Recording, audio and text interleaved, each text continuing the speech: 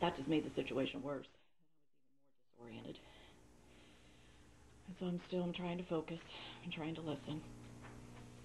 Now he's got the gun here in my chest, and he's trying to grab my arm. He's trying to get me to hold onto the gun. And my arm would not. It was not my arm. My arm would not cooperate. It was limp. He was trying to get my fingers around. I couldn't do it. I could not do it. And the last thing I wanted to do was not do it and make him even angrier. But I couldn't do it. And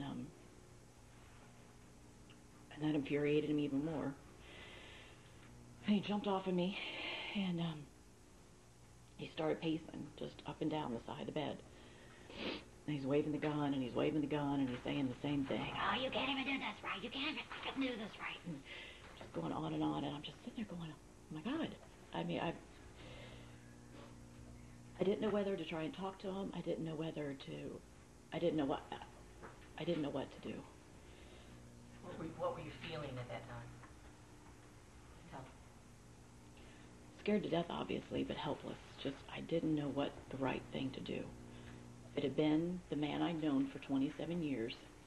We've been in these situations before, never to this severity, but I know how to talk him down. And it wasn't happening. So I decided I had to do something. And when he was pacing and his back was turned towards me, I made a run for the door. I ran across the top of the bed, jumped off the top of the bed. Our bed's here, and our door's here. And there's a door here, but he's pacing in front of this one, so that one wasn't an option. So I ran towards the door, and I got about as far as the closet. And he caught me by the back of my t-shirt. I had on I sleep in his t-shirts. I had on an oversized t-shirt. And he caught me by the back of the t-shirt, and he threw me into our closet. As you go into the door, we have a big walk-in closet here. And he threw me into the closet, and I hit the cabinets we have there. I fell on the ground. So were the lights on in the closet? Lights were on in the closet. Okay. Yeah. So I'm on my side. He's back on top of me again. And he's in a rage now. He just is not happy I did that. And so he's sitting on my side. I'm in the closet. He's got the end, whatever the front part of the gun is, got that just jammed into my temple as hard as you could possibly imagine. And my head is just jammed so hard into the floor.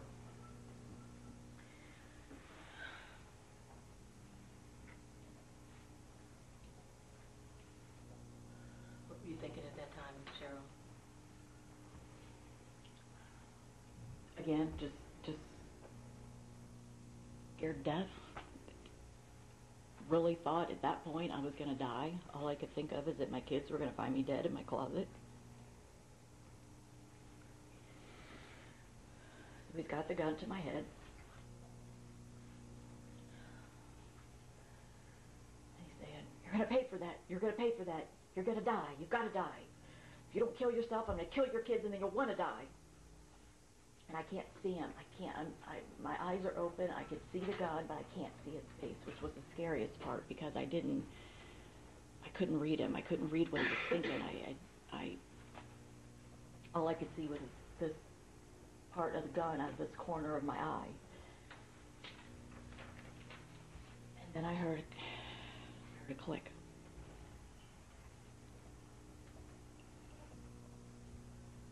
I didn't know what it was because I didn't see what he did. I had assumed that it was whatever that thing you click before you pull a trigger. And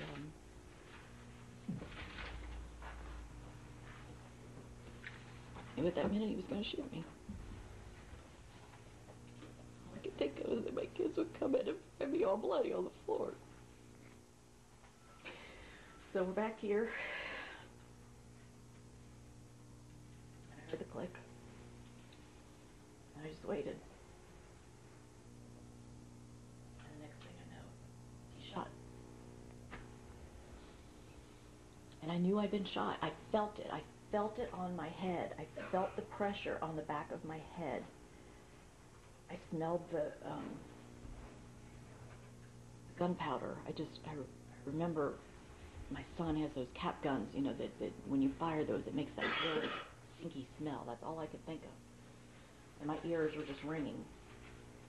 But I knew I'd been shot because I felt the pressure on the back of my head. But I knew I was alive because I felt him get off of me. I thought, well, I'll just lay here. I'll lay here. He'll think I'm dead. He won't bother me anymore. So I did. I just laid there, and I laid there, and I was scared to death to open my eyes. I didn't want him to catch me opening my eyes.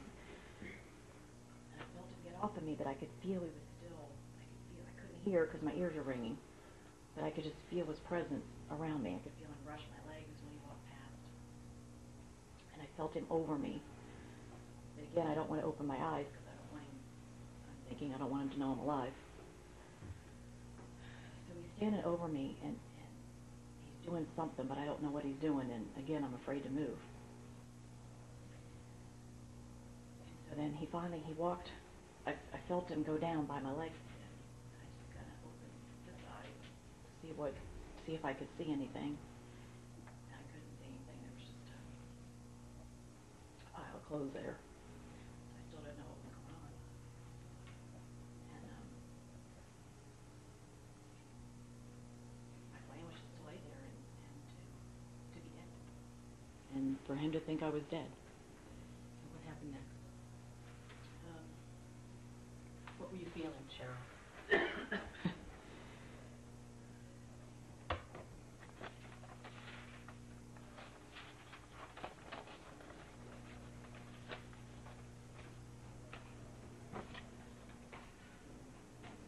I don't know what you can feel when you've been married to this person for 18 years. You had 2 children with him. And you spent over half your life with him. It just didn't seem possible. It was a nightmare. And he jerked me up. He jerked me up, he pulled me out, and he pushed me back on the bed again. So here I am, back in the bed again. And like a little kid, like I thought it was going to do any good, just like cowered up to the back of the headboard. I was shaking so badly, and then I got the covers up over me, and he's just pacing back and forth. He's just pacing, but I'm not taking my eyes off of him for 1 second. Were you crying? Okay. And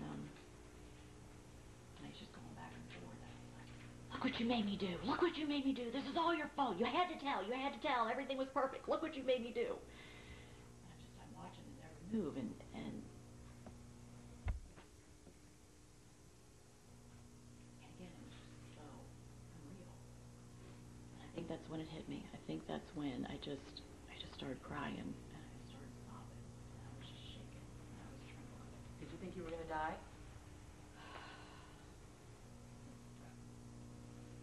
I knew I was. I just didn't know how or when.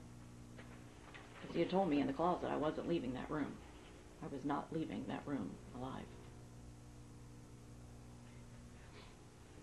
So he's standing there. He's pacing back and forth. And I'm crying. And I'm sobbing. And I'm begging him. Like, Bob, please, please, please don't do this. I love you. The kids love you. Please don't do this. You don't love me. If you love me, you wouldn't have gotten a divorce. You don't love me. Yes, Bob, I do love you. The kids love you. No, you've turned them against me. You'll turn everybody against me. And he's taking that gun and he's pointing it towards the kid's bedroom. He did that click thing again. And again, kill yourself or I'll kill the kids and you'll want to die. He's waving the gun around. And he walked over to my side of the bed. And he grabbed the phone on my side of the bed. And came back around to his side. where I kind of was. He set the phone on the table. So you're talking about his bedside table? Okay. Set the phone on his side of the table. And I just started begging again. Don't do this. I won't tell anybody. I swear. I swear I won't get a divorce. I won't tell anybody. We can do this. We can do this. I'm crying and sobbing. And he hates when I cry. He always has hated when I cry.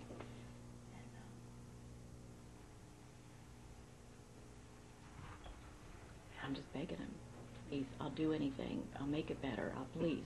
He's just, shut up, quit crying. He backhanded me on this side of my face. How? Show me where. On this side of my face. Okay. On the right side. And I was crying harder. He told me to lay down. Quit crying and lay down. I laid down. Now, I was crouched up against the backboard, the headboard. And I slid down. I was on my back. And he said, "Shut up! I just gotta think. I gotta think." And he sat down next to me. What do you mean? He sat down next to you. Was he on the bed then? He was on the bed with his back leaning against the headboard. So I'm laying here and he's leaning against the headboard here. I'm still crying and he just kept saying, "Shut up, I just gotta think. And he had the gun. He had the gun to my head. And he eased his way down, like down under the covers. Like it was his foot hit my leg, and it was like on fire. Like when your kids are real little and they have their real high fevers, and they feel like their whole bodies are on fire. His foot was just so hot, and he laying on my back. I'm scared to death to look at him, so I could only see out of the corner of my eye. And he's leaning on this arm, I'm assuming. He's got the gun to my head again, here. Once again, he did the click thing. And in the calmest voice, which was the most frightening of all, he leaned down and he whispered in my ear. And he said, "You know you have to die. It's your choice. You're either going to kill yourself, or I'm going to kill the kids and you'll want to die. It's your choice." And that's the last thing he ever said to me. And, So is he in bed? He's still in bed. And you're laying down at that point in the bed? We're talking about you're on the left side. I'm on... He's on the right side. If you're standing, I'm going on, in the bed. I'm on... Here's the back of the bed. I'm here. Here. Okay. All right. And he's on his side, facing me.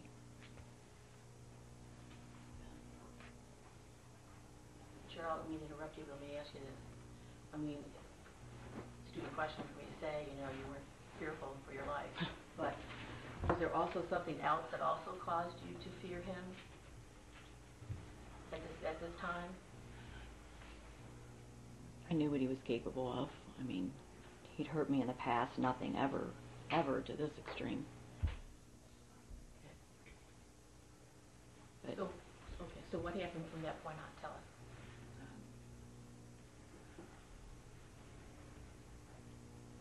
He lay there and he stared at me for a really long time. Didn't say anything. I didn't say anything. I was afraid to make him mad again.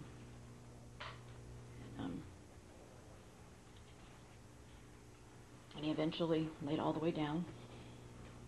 He grabbed a hold of my shirt. I was on my back. He's facing me. He grabbed a hold of my shirt. And before his arm was here, when he laid down, he had the gun in my side. All I knew is I had a gun in my side, He's got a hold of my shirt. And I knew I was out of options. I wasn't getting up. I wasn't talking my way out of it. At that point, all I did is I just closed my eyes and prayed for a very long time. How did you know, for what period of time, do you even know, did you know for what period of time? It seemed like forever. At that point, no, I didn't know. Did he end up falling asleep, or was there any other words from this point on? He never said another word. I just laid there as still as I possibly could. Like I said, just prayed. And after what seemed like forever, I felt him twitch. You know, like before somebody falls asleep, they kind of twitch. And I felt him twitch. I was like, thank God. So I laid there as still as I could be. I was afraid to breathe. I was afraid to move my head. I was afraid to move my body. Was he still holding on to you at that time? The longer we laid there, I mean, I wasn't moving my head, but I could look down and I could see that his grip was eventually loosening on my shirt. It was forever. It seemed like absolutely an eternity. And it started getting light out. At that point, the only thing I could think of is we have an underground sprinkler system, like golf course, the little things that pop out and sprinkle. Well, they come on every morning at 6 o'clock. The first couple minutes they run, it's just a real loud banging in the pipes. I think I was never woken him before, but he just fell asleep not too long ago. And, so I'm just laying there thinking, God, please don't let these pipes wake him. Please don't let these pipes wake him. And that's when I knew it had to be close to 6 o'clock. Because it was starting to get light out. I know that there, first of all, what were you afraid of as you woke up? Why were you, tell me. He's got a gun in my side, and the rest of the night hasn't gone very well. And once again, he told me I was not leaving that room. Either I was going to kill myself, or he was going to kill the kids, and I wanted to be dead. I didn't see where there were a whole lot of options. So what did you do? Did he wake up at that time? I laid there just as still as I possibly could. And eventually his grip on my shirt was loosening. And over such a long period of time, I mean, he would jerk, and he would just kind of... I felt the gun was no longer pressed hard in my side, and he no longer had the tight grip on my shirt. But I was in no position at that point to leave. Although I considered all my options. There's a door right here that leads out to our deck. It's really close. Well, I could jump up, I could run for that door. Then I didn't want to leave my kids, and I didn't want to leave him with the gun. Why? I didn't know what he would do. I didn't know if he was going to shoot me in the back and then kill the kids. I didn't know if he was going to catch me again and shoot me there. If I got to the door, I didn't know if our alarm system was going to go off and wake him. Did you know whether that was no dilemma? You didn't know whether the alarm system was on or off? I let the dogs out. I usually only set the alarm when he's out of town, but he sets the alarm every night when he's in town. I didn't know for sure if it was set. I knew that the second, if I tried to open that door, I didn't know. I didn't know if it was going to go off or not. I thought, okay, I'm not going for that door. So then I laid there and I thought, I'm not leaving this house without that gun and without my kids. So then I'm playing through that scenario. Okay. Bob had a huge fight with our daughter that day, and sometimes she locks her door to her bedroom when she's scared.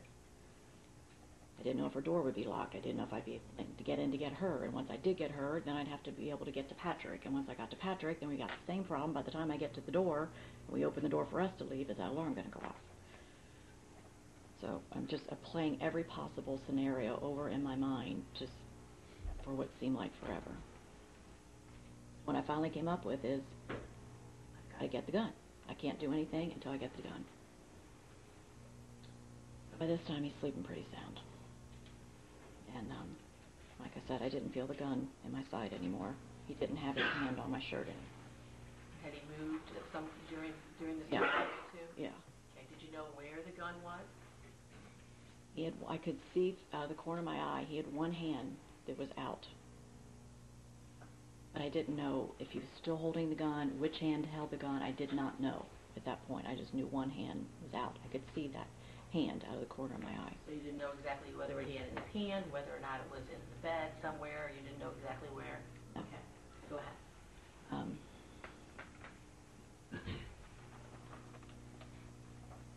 So for what seemed like forever, inch by painstaking inch, I moved and I moved. And the other big thing you have to realize is we'd had 2 dogs. The 2 dogs were predictable. I knew them. I knew their habits. But we had just gotten a puppy. And we'd only had the puppy for a week. And the puppy was in the crate at the foot of the bed.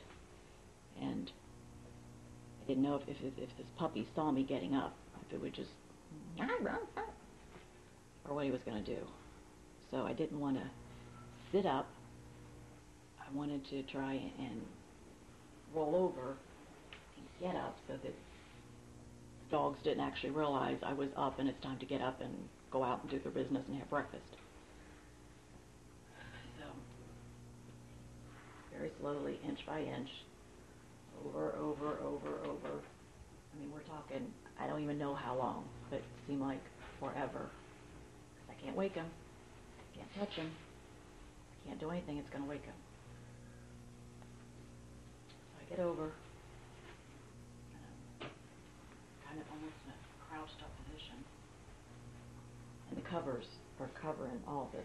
Keep in mind, I'm still under the covers. And I've got to find this gun. I don't know if he's holding the gun. I don't know if his hand's on the gun. I don't know if I'm going to wake him when I touch the gun. And so I'm just feeling, and I'm feeling. And I finally got it. I felt it, but I still didn't know if it was in his hand or not. And I felt it, and I got it. I can't see what I'm doing. I finally got it.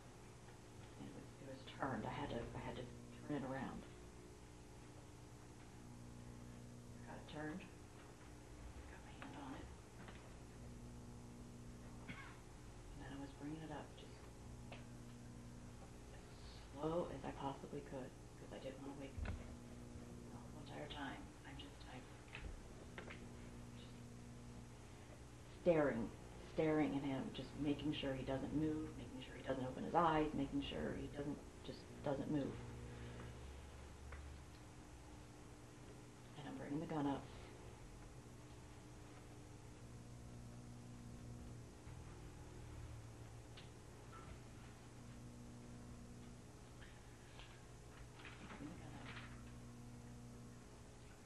I don't even know how far I got it. I just know that I'm staring at him.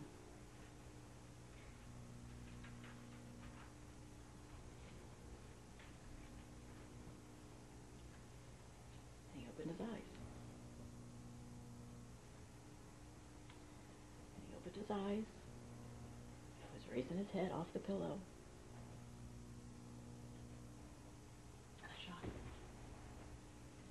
I didn't aim it. I didn't plan it. I didn't think about it. All I knew is I had to stop him. I didn't think, where should I aim? I mean, it was that quick. It was up. He raised his head. Now, tell the jury how many inches away you were from him in reality, Cheryl. I don't know. I know I was close. I know I was close because I didn't want